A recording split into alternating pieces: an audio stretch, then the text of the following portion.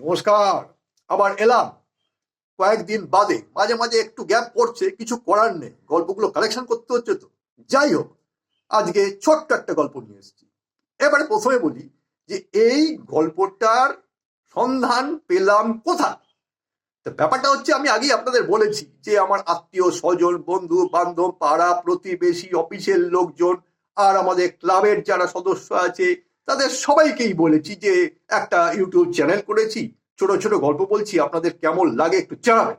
তো সেই সূত্রে আমাদের পাড়ার এক ভদ্রলোক, রিটায়ার্ড ম্যান, তাকে বলেছিলাম যে দাদা একটু চ্যানেলটা করেছি, দেখবেন তো গল্পগুলো কিরকম হয়। তা এই ভদ্রলোকের একটা ডাক নাম আছে। কিরকম ডাক নাম? এনার নাম হচ্ছে বুঝতে পেরেছো বাবু। হ্যাঁ, বুঝতে পেরেছো বাবু। কেন এই ভদ্রলোকের নাম বুঝতে পেরেছো বাবু কেন? তা গল্পটা বলি যে আমি অফিস থেকে ফিরছি। তা অফিস থেকে ফেরার পথে এই বুঝতে পেরেছো বাবুর সঙ্গে দেখা। তাই বুঝতে পেরেছো বাবু চেহারা কিরকম, বেশ টিপটপ, গোলগাল, একটু শ্যামলা, রিটায়ার্ড ম্যান, কাঁচা পাকা চুল। সন্ধ্যেবেলা তার সঙ্গে যখন দেখা, বেশ ফুল শার্ট, হাফাতা সোয়েটার, গলায় একটি মাফলার জড়িয়ে তিনি টুকটুক করে বোধহয় কোথাও বন্ধু বান্ধবদের সঙ্গে আড্ডা মারতে যাচ্ছেন বা চা খেতে যাচ্ছেন। আমাকে দেখেই ডেকেছে, সঞ্জয় শোনো শোনো শোনো শোনো শোনো, এদিকে শোনো, তোমার সঙ্গে একটু কথা আছে। আমি বললাম বলুন, কি কথা আছে? তুমি তো ভাই বলেছিলে তোমার চ্যানেলটা দেখতে, তা দেখেছি। গল্পগুলো কিন্তু মোটেই ভালো হচ্ছে না, বুঝতে পেরেছ? তোমার এই গল্পে আরো অনেক উন্নতি করার দরকার আছে, বুঝতে পেরেছ?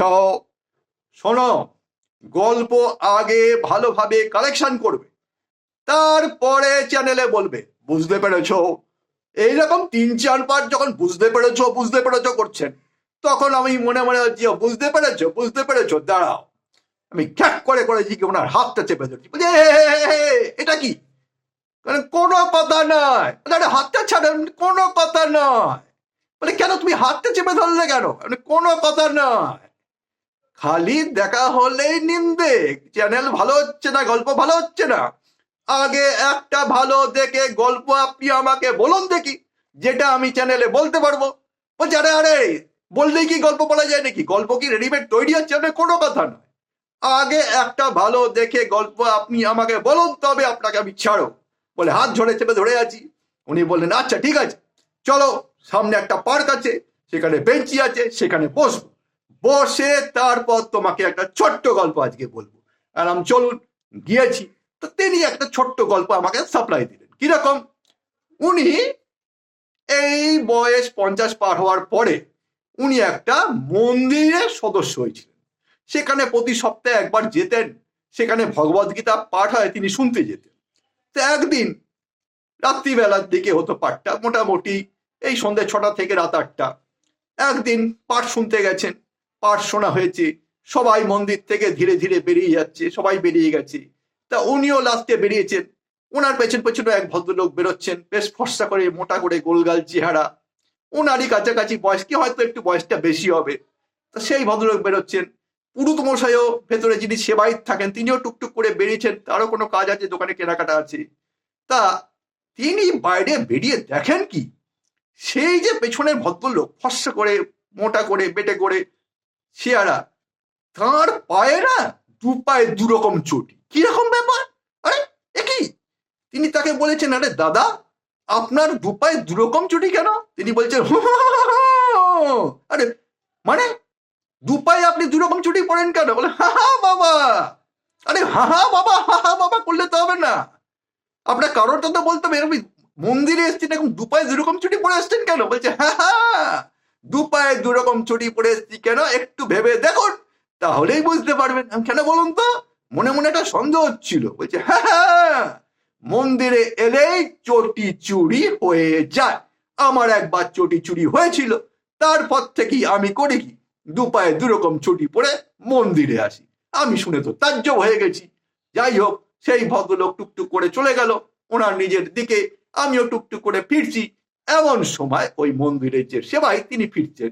তাকে বললাম যে দাদা, একটা জিনিস দেখেছেন, আপনাদের মন্দিরে ওই যে ভদ্রলোক আমার পেছন পেছন বেরোচ্ছিলেন, ফর্সা করে, বেটে করে, মোটা করে, গোলগাল চেহারা, কি কিরকম অবস্থা দেখেছেন? দু পায়ে দুরকম চটি পরে এসছে। উনি বলছেন কি বললেন? আমি বললাম ওই যে ভদ্রলোক ফর্সা করে বেটে করে মোটা করে দু পায়ে দুরকম চটি পরে, আপনি জানেন না? বলে কি বলছেন আবার ভালো করে বলুন।